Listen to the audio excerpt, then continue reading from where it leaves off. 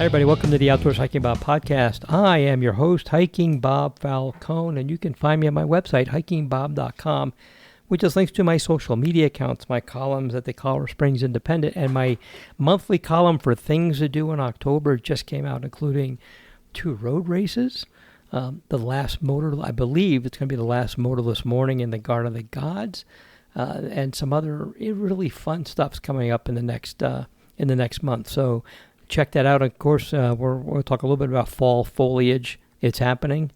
Be there or be square. I will say this: go fast. And I don't mean drive fast and get a ticket by State Patrol. I just mean don't dilly-dally around going to see the fall colors. In any case, you can find me at hikingbob.com. You can find links to everything, and also you can email me, and you can also become a patron, patreon.com/hikingbob. Links to all that stuff's available there, and if you have a question, you can email me, and you can also do that with my co-host, Wild Westendorf, who's here today. Hey everyone, it's Kevin, Wild Westendorf here. You can find me on social media, primarily Facebook and Instagram at Wild Westendorf, and on my website, which is wildwestendorf.wordpress.com. There you go. So, Kevin, real quick, the weather is interesting. We're recording this a couple of days before you hear it, and we just had the mother of all thunderstorms roll through here in Colorado Springs. It only lasted about, 15 minutes? Just long enough for Kevin to get drenched running from the street to the front door. Sorry about that, Kevin. It was just, next time I'll have the garage door open, have you pull into the driveway, and we'll try to minimize how wet you get, but it's already stopped. And it's actually looking pretty nice out there now. Yep. But actually, we're having some pretty nice weather. It's going to get seasonal. And one thing I noted in my last column at the Indy was, if you haven't been here before, this little piece of trivia, no matter how warm October is, Halloween is always frigid. Hey, Kevin's shaking his head, yeah. I don't know what it is. It doesn't snow on Halloween. I cannot remember snow on Halloween. But it is, for some reason, really, really cold on Halloween. Don't know why that is. And the next day will be warm again. And the day before will be warm. Halloween is cold. Yep, back in 2021, two of my friends flew out here from Jersey, actually, to get married on Halloween. Oh, what a bad mistake. And, of course, the whole month it was beautiful. It was warm. So we're like, oh, I bet the weather is going to be amazing.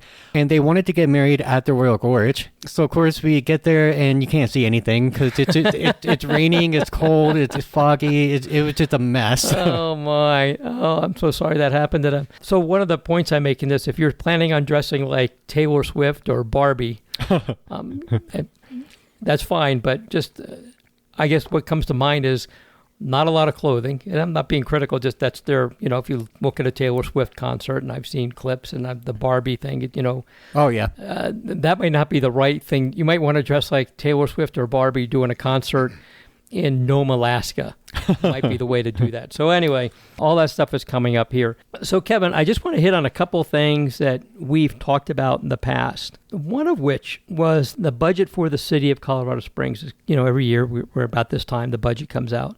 We talked about how people need to be aware of what's going on, because in the past, when there had been an economic downturn, and we're having a minor one right now, sales tax revenue, which has been increasing quite a bit over the last few years, pretty much flattened out, is that the city parks department has traditionally taken a bigger cut out of their budget than other departments, especially police and fire.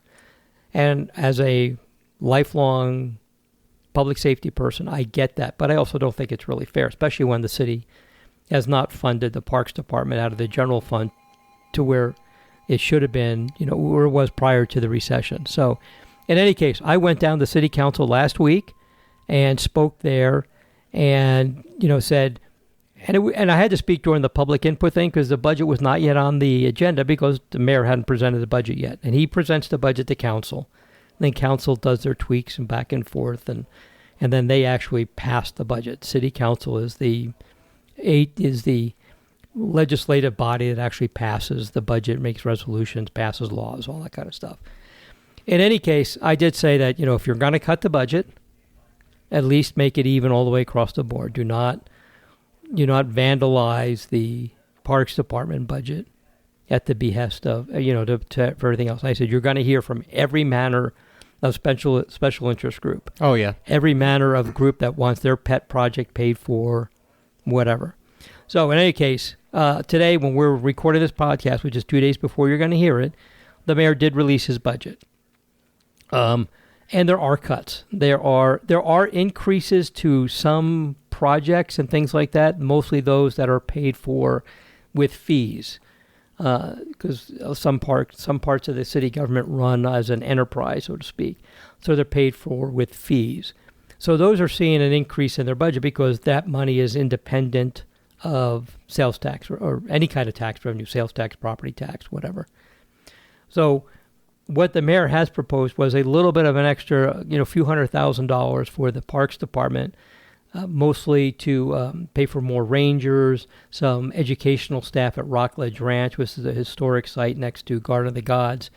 But otherwise, every department across the board is seeing a 3.4% decrease. We knew that was coming.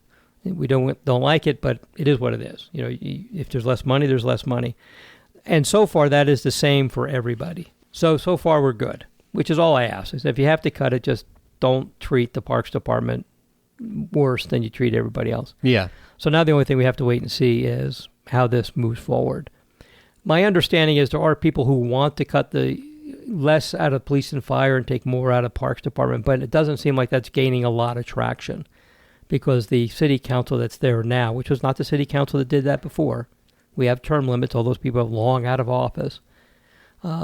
They recognize that really didn't work very well, and it was kind of a knee-jerk reaction to an economic downturn. Oh, yeah. Probably wasn't well thought out. In any case, so that's what's happening. So the budget is out. The proposed budget was released by the mayor. Reading one of those things could be mind-numbing. A lot of numbers, a lot of stuff in there, a lot of political talk in there. In any case, we're going to keep an eye on this, keep people informed. But what I do ask for the people here in Colorado Springs, the people who pay city taxes, and even if you are a visitor to Colorado Springs and you come and shop here and you pay sales tax, you have a say in what goes on here.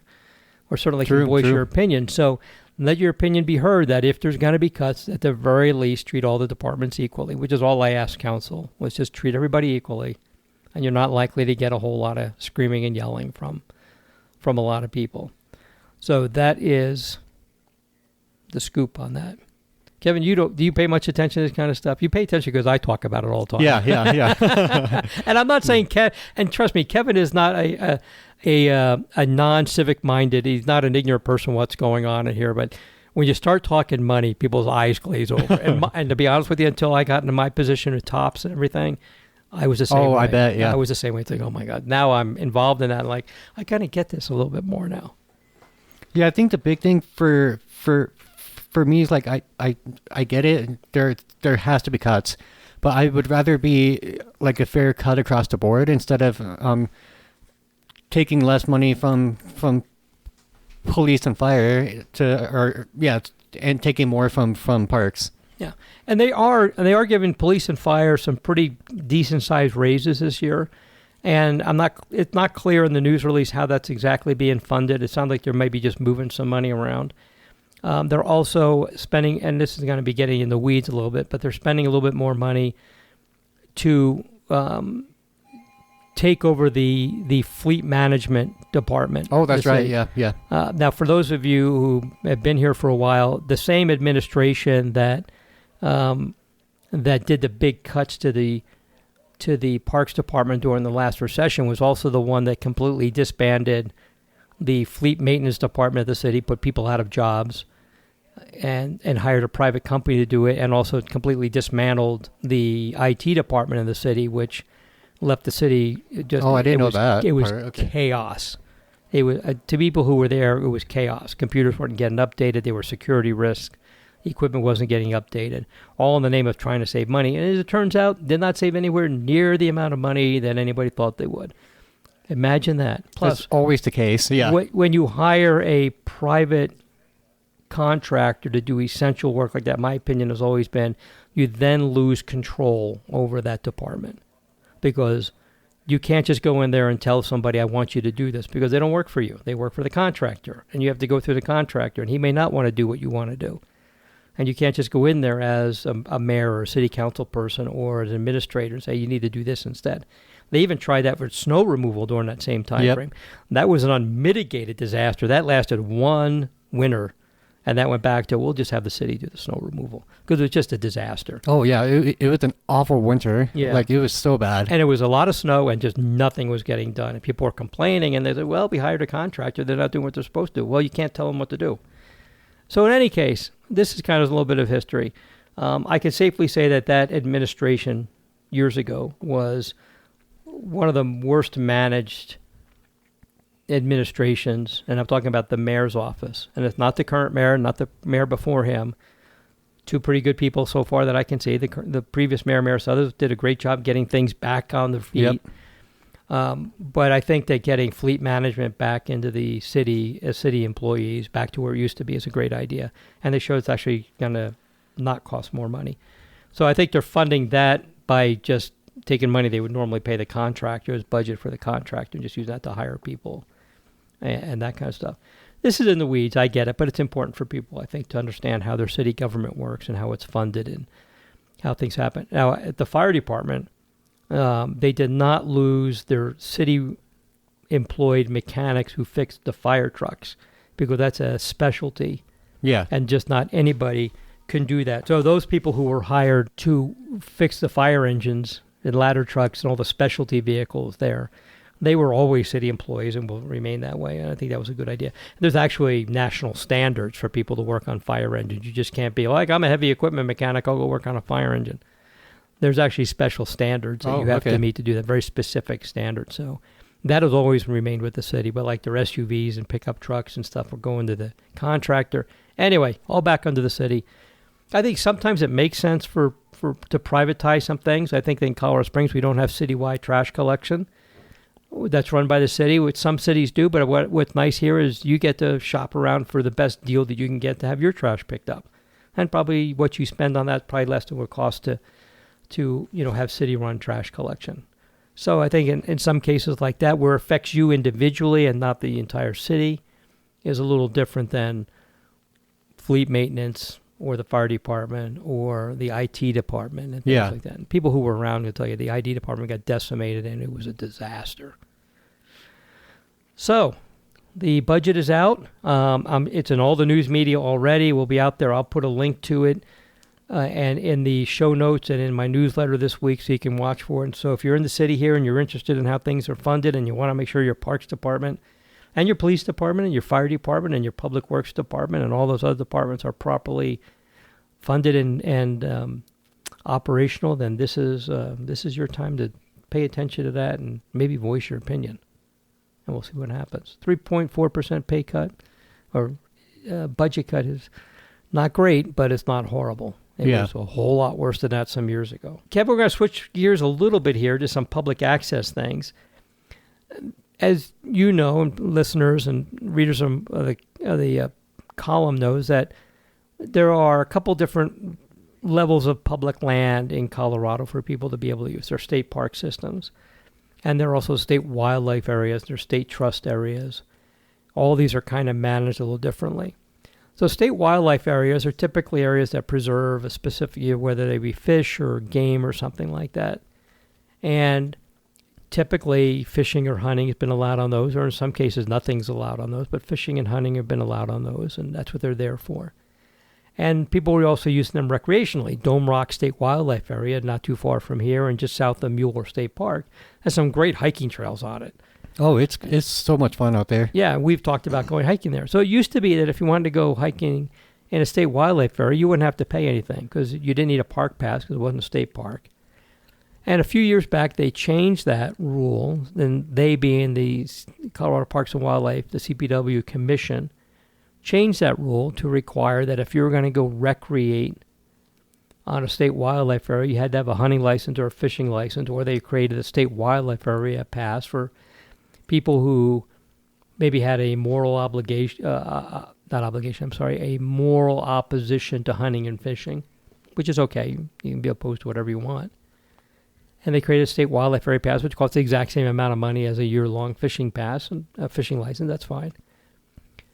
And after doing some, talking to people at CPW, I wrote a column saying, here's why this actually makes sense. And the analogy I wrote was, suppose that you pay a lot of money to go to Disneyland Yeah. which is not cheap. Thousands of dollars if you and your family want to go. Thousands of dollars to go to Disneyland. And then you get there and find out somebody else is there enjoying Disneyland and they're not paying for it. For no other reason except they didn't have to.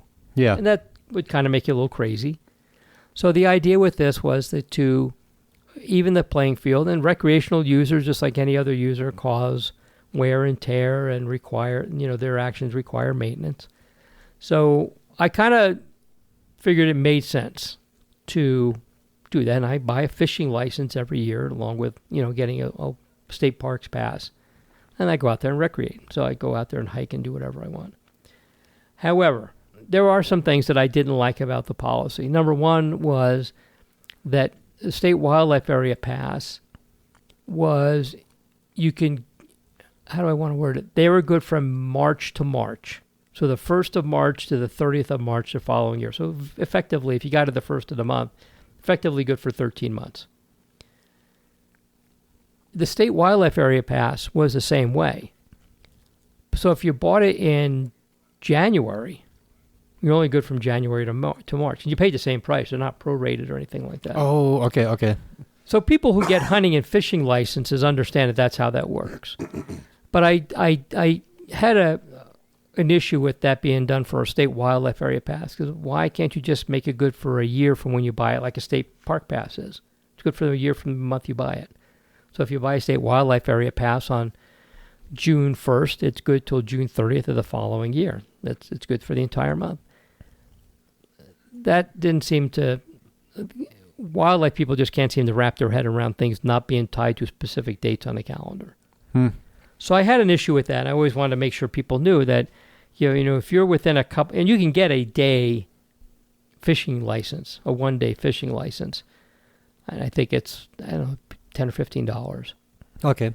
And not all state wildlife areas require a license or a pass, because some of them are state wildlife areas, but they're not under the control of Colorado Parks and Wildlife. They may be under control of a county or something like that.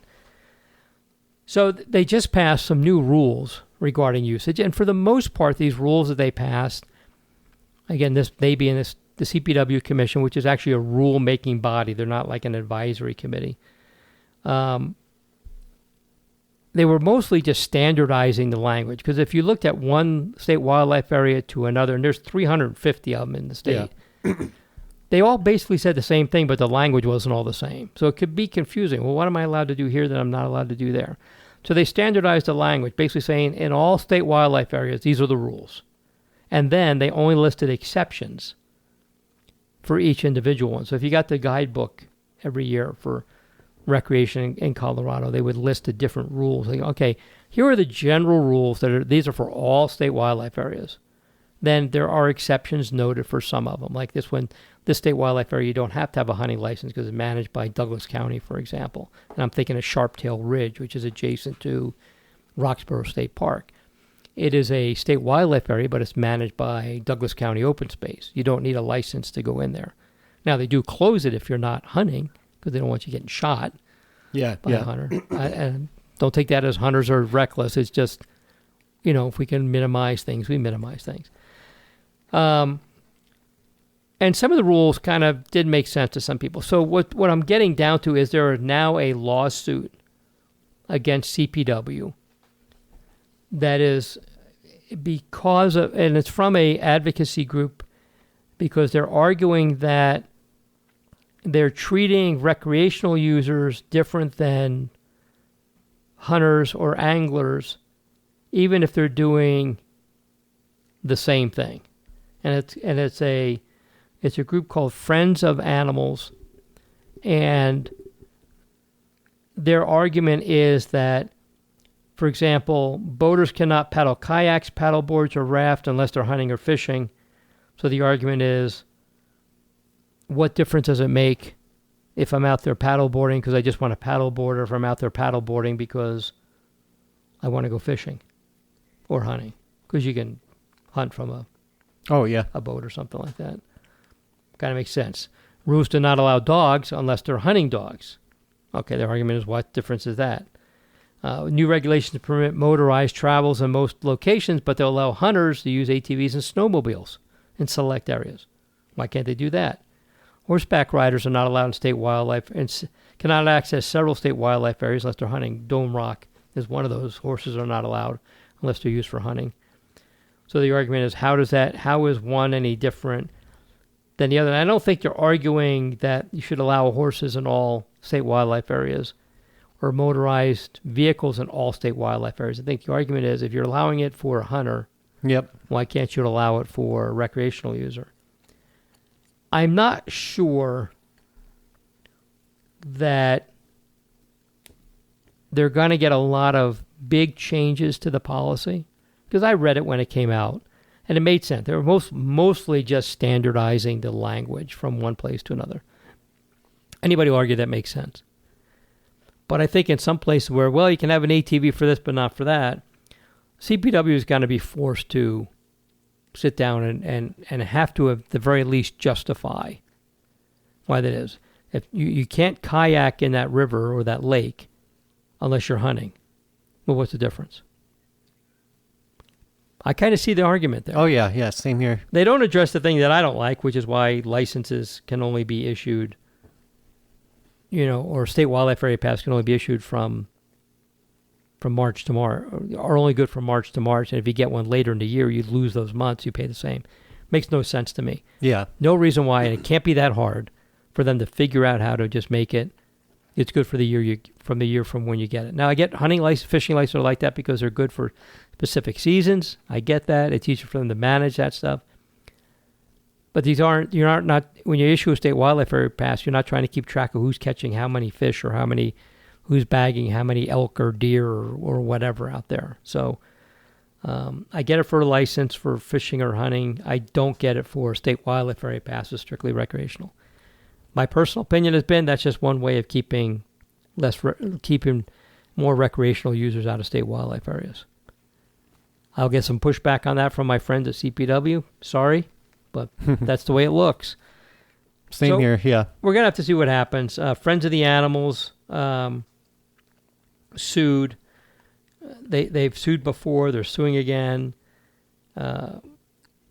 It suggests that their argument here is that new rules were created. The one requiring recreational users was because CPW had a decrease in people getting hunting and fishing licenses. It was a revenue maker, to which I say, no kidding. And as we've talked about before, it's not a tax-based agency. They're based solely on hunting licenses, fishing licenses, park passes, camping fees, et cetera, et cetera. So to say that is like, well, no duh. Of course, it's a revenue-making thing. That's how they get their money. So we're going to have to kind of see what happens in this. And I'll have a link to this article. The agency sold more than 11,000 state wildlife areas from the first half of 2021 through June 2023. That's a lot.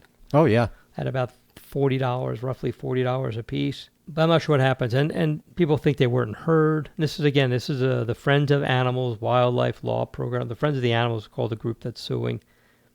It's going to be interesting. I'm kind of on the fence about their lawsuit. I get their argument, but I also, took the time to research why this was done when this was first announced, and spent some time talking with people at CPW and got a pretty good understanding with it. Most people are not doing that, but I think it's important to understand why this is happening, and there's federal funding that's tied to it, and the way that federal funding is, if you treat a state wildlife area as a park and charge a park pass, you actually lose federal funding because they're funding a wildlife area, not a park, so they had to be careful to do it. I understand all of that stuff, but I kind of see a little bit of merit in some parts of this lawsuit. So it's going to be interesting to see how this shakes out. Kevin, you got any thoughts on that? Yeah, I think I'm with you on that. I think they have some valid things to challenge, but I wouldn't think it's the end of the world if the lawsuit fails, too. I feel like CPW is the type of group that would be very, very careful about any rules and such being changed. And yeah, so I'm more so curious at this point to just see how it goes. Yeah, like I said, I don't think there's going to be a big change in things, but I think CPW may be forced to justify why some of these conflicting rules exist. And my opinion is, if you can justify why you want to do that, then you're fine, but you better have a really good justification. Now, my gut feeling is, and I don't know anybody with this group, is no matter what CPW says is justified, they're not going to like it. Okay. I'm used to that. People, you can explain to people. And I don't know anybody in this group. Maybe I'm completely wrong. Maybe they will be more reasonable, and if CPW gives good justification, they'll be happy with it. But I'm kind of waiting to see. It's a lawsuit now. It's a civil thing. It's litigation. It's going to take forever. Oh yeah. To unless everybody decides to settle somehow before they go to court, it's going to take forever to resolve. So might be a while before we figure out anything. So we'll see what happens. I haven't gone hiking in Dome Rock, and I need to go there because there's that nice 11-mile loop I'd love to do there, and that window to do that is really small. Been a few years for me too. Yeah. I think it's been, when did I do it last? I don't think, last year? Maybe I did it last year, not the year before. It's been recently, last couple of years, but it hasn't been this year yet. Used to be a favorite place for me to go for full colors viewing, but the trail they do that on had some very extensive fire mitigation work done over the last couple of years. They chopped down a lot of trees, which needed to be done.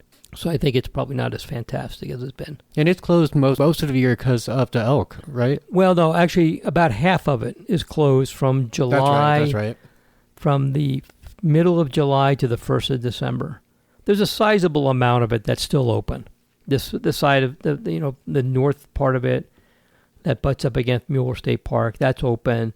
The far east end of it is open, but a sizable chunk of the west side is closed because various animal breed in there, but it's open this time of the year. The other thing I want to talk about, Kevin, is the fall colors. Of course. They are looking really good. I was up on Guanella Pass at the Abyss Lake Trail. We talked about that. Yep. Beautiful trail. I only hiked about 3 miles, a little over 3 miles up and 3 miles back because I was there to take pictures.